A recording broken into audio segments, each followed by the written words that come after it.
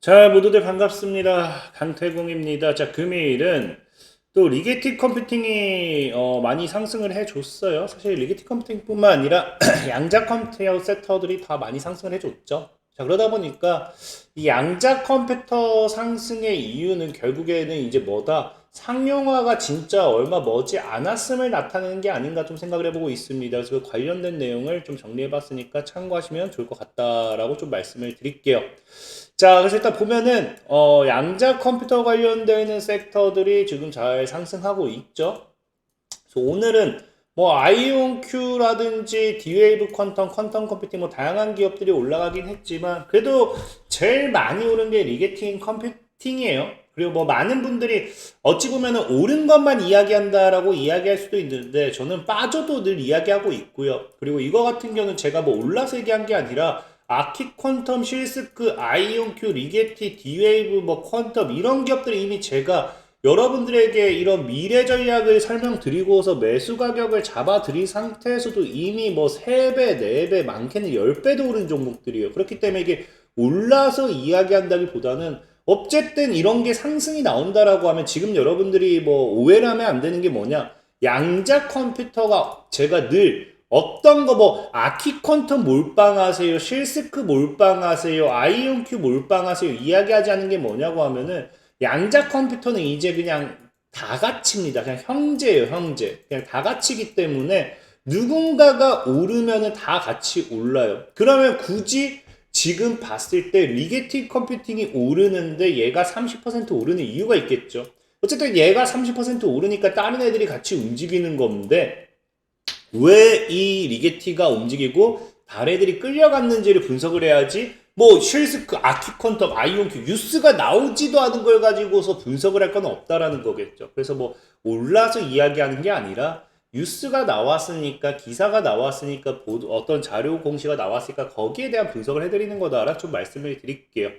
자, 그래서 지금 보면은 어쨌든 지금 뭐 리게틱 컴퓨팅이 이렇게 올라갔다 30% 이상 올라가는 이유 자체만 본다라고 하면은 사실은 어제 방송의 연장선이다라고 보시면 좋을 것 같아요. 어제도 제가 당장에 얘기했던 게 뭐였습니까? 이제 양자 컴퓨터는 상용화가 임박했다. 다양한 뉴스, 언론, 보도자료를 보여드리면서 이제는 이거를 상용화를 무시할 수 없는 상황이다라고 말씀을 드렸죠. 어쨌든 그런 상황이고, 자, 그래서 중요한 거는 오늘은 또 어떤 이슈 때문에 정말 양자 컴퓨터가 상용화에 임박했는가를 본다라고 하면은 오늘은 이제 리게티가 이제 어떤 뉴스가 나오죠. 이제 여기도 나오다시피 뭐 한다? 리게티 컴퓨팅이 업계 최대 규모의 다중칩 양자 컴퓨터를 시연했고요. 늘 우리가 어떤 호재성 기사에 있을 때 제일 긍정적으로 보는 제일 엄청 와 하면서 보는 게 뭐다? 최대와 이제 최초 이런 거 그런 거고 어쨌든 그래서 시연을 했고요. 그래서 이 큐비트 게이트 오류율을 절반으로 감소시켰다. 우리가 양자 컴퓨터가 늘 이제 문제가 됐던 게 이제 오류죠. 양자 오류. 그래서 이런 부분이 어쨌든 절반으로 감소가 됐다는 게 굉장히 의미가 큰 거고 특히나 이번이 발표를 통해 가지고 뭘 하고 있다. 이제 36큐비트 시스템에서 중간값 2큐비트 게이트의 충실도 99.95%라는 중간값 성능 이정표를 달성했다라고 이야기하는데 2큐비트 게이트고 이거는 모르는 분들은 없을 거예요. 사실 3큐비트, 4큐비트 다 가능은 해요. 근데 이제 2큐비트 게이트라는 게 이제 여러분들도 알다시피 양자 컴퓨터는 이제 우리가 이 일반 컴퓨터로 치면 이진법 같은 느낌이라고 보면 되겠죠. 그래서 이진법으로 모든 것들을 이제 그 제일 효율적으로 구성하는 것처럼 양자 컴퓨터는 보통 이제 2큐비트 게이트로 이제 진행이 됩니다. 그래서 지금 이제 이번 2큐비트 게이트를 통해서 36큐비트 게이트를 전체적으로 계산을 하는데 거기서 충실도라는 거 말 그대로 그냥 얼마나 충실하게 표현이 되었느냐 그냥 말 그대로 얼마나 완벽하게 그래서 이제 99.5%라는 건 뭐다? 굉장히 정확하게 이제 표현이 되었다. 정확하게 이제 이게 시연이 되었다. 이런 느낌으로 보시면 좋아요. 근데 어쨌든 이게 지금 만약에 아무것도 모르고 이 리게틱 컴퓨팅의 뉴스를 접하는 분들은 우아라고 할 수도 있어요. 사실 우아는 맞아요. 왜 우아가 맞는지는 뒤에 좀 설명을 드릴 거고, 다만 이게 이 99.5%라고 했을 때 이전에 이 리게티에 대해서도 계속해서 분석을 했던 분들, 아니면 양자 컴퓨터 관련되는 섹터의 전체적인 기업의 흐름을 보고 가셨던 분들은 이것만 봤을 때는 굳이 대단한 게 아니다라고 생각할 수도 있어요. 왜?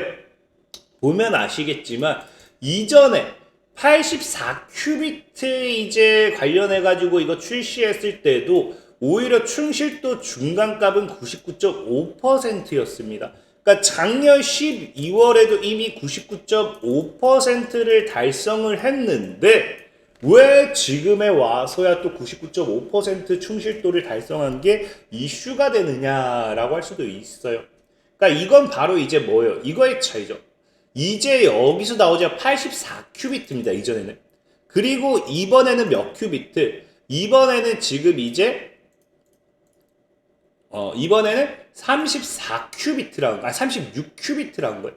그래서 여기서도 나오는 게 이 36큐비트가 결국에는 이전에 출시했던 것보다 뭐한다? 84큐비트 단일칩 대비해가지고 2큐비트 게이트 오류율이 2배 감소한 수치다. 이게 왜 2배가 감소했다라고 우리가 생각할 수 있느냐를 놓고 본다라고 하면은 그냥 쉽게 설명하면은 경우의 수를 생각하면 돼요. 이전에 84큐비트에서 2개를 2큐비트를 가지고서 이제 우리가 경우의 수를 생각하면은 약 3,500개 정도가 나옵니다. 그리고 이제 이번 36개 중에서 이제 2개를 뽑는다 했을 때 경우의 수가 겨우 약 630개 정도가 나와요. 그러니까 지금 이제 우리가 84큐비트냐 36큐비트냐 그럼 이거를 2큐비트를 활용해 가지고 만들 수 있는 경우의 수를 생각하면 좋아요. 그래서 3,500개 중에서 몇 퍼센트? 99.5%라는 거겠죠. 630개 중에서 몇 퍼센트? 99.5%라는 거예요. 그럼 이게 우리가 통상적으로 봤을 때 같은 99.5%지만 여러분들 이제 분포라는 걸 알죠? 우리가 뭐 이런 식으로 분포되어 있다 하잖아요. 그러니까 이게 결국에 중간값이 99.5%인데 말 그대로 뭐가 된다? 이런 이제 우리가 비교하는 비교군이 많아질수록 이 중간값은 동일한 99.5%다 하더라도 이런 쪽으로 급격하게 뭐 100%에 치우치는 이제 뭐가 된다? 치우치는 것도 있을 거고 뭐 한 80% 아래까지는 아닐 것 같긴 한데 어쨌든 이런 밑으로 아래로 치우치는 경우일 수도 있겠죠. 그럼 사실상 봤을 때 중간값은 99.5%지만 99.5%가 안 되는 뭐다? 안 되는 것들의 경우의 수가 훨씬 더 월등하게 더 많을 수밖에 없는 상황인 거예요. 그러니까 한마디로 630개 중에 99.5%라는 거는 오히려 중간값이 더 동일하지만 분포가 99.5%로 더 뭐하게 된다? 밀집하게 된대요. 밀집하게 되면서 전체적으로 정확성이라든지 일관성 이런 것들이 당연히 좋아졌다라고 보는 거예요. 그렇기 때문에 오히려 36큐비트에서 2큐비트를 통해 가지고 지금 뭐가 된다? 이런 99.5%가 나왔다는 거는 통상 우리가 오류율도 줄어들었다라고 이제 시장에서는 보는 겁니다. 그래서 이게 사실은 굉장히 긍정적이고 그렇기 때문에 이제 이를 통해서 이제 본격적으로 뭐 할 수 있다? 상용화를 해도 되겠다. 오류율이 이렇게까지 줄어들었기 때문에 뭐 오히려 더 이제는 본격적인 이제 양자 우위 기반을 이제 우리가 어느 정도 입증할 수 있겠다라고 이제 판단하는 거예요. 그래서 여기서도 얘기한 게 뭡니까? 이제 이 큐비트 게이트 오류율이 감소하면서 이 칩 기술을 기반으로 뭐 하겠다? 100개 이상의 큐비트 침례 기반 시스템을 이제 구축할 수 있는 길이 열렸고 이제 8월 15일에 이걸 출시를 하면서 올해 말까지 방금 얘기했던 36큐비트 기반의 이 2큐비트 게이트 충실도를 갖춘 100개 이상의 큐비트 침례 기반 시스템을 출시할 계획이란 거예요. 그럼 이게 왜 중요하냐고 하면은 양자 컴퓨터가 보통 지금 우리가 이게 기준이에요. 이제 지금까지는 이제 연구할 때 늘 여러분들 많이 봤을 거예요, 이거는. 그러니까 계속해서 연구 개발 과정인 거죠. 그 양자 우위에 달성하려고 한다라고 하면 보통 100큐비트가 넘어가야 돼요. 이제 리게팅 컴퓨팅 같은 경우는 이제 뭐가 됐다? 99.5%가 넘는 보다 정확한 걸 통해 가지고 양자 우위를 입증하게 되면서 뭐에 대한 기대가? 초기 상용화에 대한 기대가 여기까지 이제 단계가 이제 밟고 나간다라고 보시면 좋아요. 저 양자 우위라는 게 늘 여러분들 알다시피 굉장히 시장에서 많은 이슈가 되는 거잖아요. 사실 그전에도 양자 우위를 입증했다 뭐 이런 부분들이 많은데 그런 부분은 대다수가 뭐가 컸냐고 하면 속도 이런 부분이 사실 제일 컸던 부분이고 오류율이라든지 이런 것들이 급격하게 줄어들었다는 지금까지 뭐 엄청나게 많지는 않아요. 물론 이제 여러분들이 생각하는 것 중에 아이온큐는 아이온큐는 달성했는데 라고 생각할 수도 있어요. 실질적으로 아이온큐 보면은 아이온큐 같은 경우도 과거에 뭐 했다? 바륨에서 99.9% 어찌 보면은 이제 그 아이온큐가 지금 대장주로서 크게 올라갔던 이유도 이런 것 때문이에요.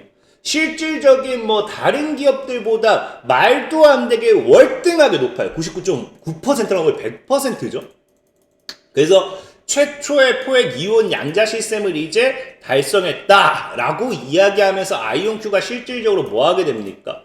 최근에는 이제 한국과학기술정보연구원에 공급을 하면서 100큐비트 시스템을 공급하면서 이제 완전히 이 양자 컴퓨터 상용화에 다가가는 그러한 이런 또 모멘텀이 되겠죠. 그래서 여기까지 봤을 때는 사실상 여러분들이 그럼 리게티는 완전히 뒷북이네 라고 생각할 수도 있어요. 그러니까 아이온큐가 역시나 개장이 맞고 리게티는 말도 안 되는 뒷북이고 뭐 지금 뭐 아이온큐는 이미 99.9%에 달성한 걸 99.5% 가지고 뭘 자랑을 하느냐라고 생각할 수도 있어요. 근데 늘 얘기했다시피 양자 컴퓨터라는 건 이 어떤 기반이냐에 따라서 굉장히 다르다고 많이 말씀을 드렸어요. 그래서 보면 알겠지만 아이온큐의 기술 방식은 일단은 이온 트랙 큐비트입니다. 그래서 바륨 이온이 포함되는 거겠죠.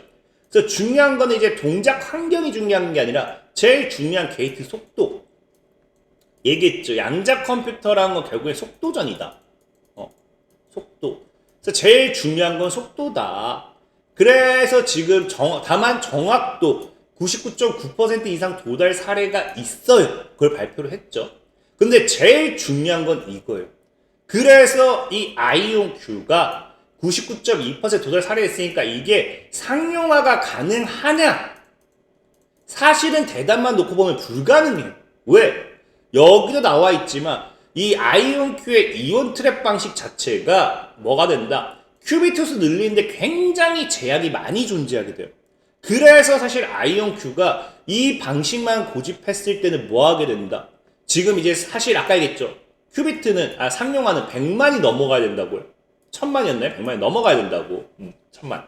근데 이거를 이제 큐비트를 늘려야 되는데 늘릴 수가 없는 상황인 거예요. 그래서 아이온큐가 제가 늘 얘기했던 게 아이온큐가 인수를 하는 이유가 뭐 때문이라 했습니까? 실질적인 아이온큐가 해서 양자 우위는 이미 그러니까 아이온큐는 상용화가 목적이 아니라 양자 우위를 입증하는 게 그전의 목적이었던 기업이라고 봐야 돼요. 철저하게. 그래서 제가 얘기했죠. 아이온큐는 철저하게 테마주다. 그래서 아이온큐라는 기업은 상용화에 다가가는 게 아니라 양자 우위라는 걸 목적성을 두고 이거를 입증하는 게 것에 최우선시 되어 있다. 그런 기업이다 말씀드렸죠. 근데 이제는 뭐예요? 양자 우위를 입증하는 기업들이 많이 나타났잖아요. 그러니까 여기서 뭐 해야 됩니까? 이걸로는 기업이 꾸준하게 성장할 수가 없습니다. 그러니까 뭐 한다? 상용화로 도약하기 위한 최근 인수합병인 거예요. 그래서 확장성도 넓히고 속도도 보완한다. 그래서 지금 여기도 나와 있지만 이 템포 시스템 통해 이큐비트 게이트 충실도 99.2 이상이라는 걸 업계 최고 수준으로 이제 구현했습니다. 근데 문제는 뭐야? 업계 최고 수준으로 구현을 했더니 뭐 한다? 이 양자 우위에 가장 가까운 성능을 보여줬지만 정확도만으로는 상용화를 실현하기 어렵다는 거예요. 그래서 게이트 속도는 초전도 방식보다도 느리고 큐비트 수 확장에는 물리적 한계가 존재한다는 점에서 아이온큐가 뭐 하기 시작해요? 뭐 레이저 제어 방식이 아닌 온칩 마이크로웨이브 제어 기반의 이온 트랙 기술을 개발하면서 뭐 인수합병에 지금 계속해서 다 굉장히 많은 기업들이 인수하기 시작하죠. 다 상용화를 위한 하나의 포석이라는 거예요. 그래서 지금 실질적으로 그래서 아이온큐의 CEO 같은 경우도 뭐 합니다.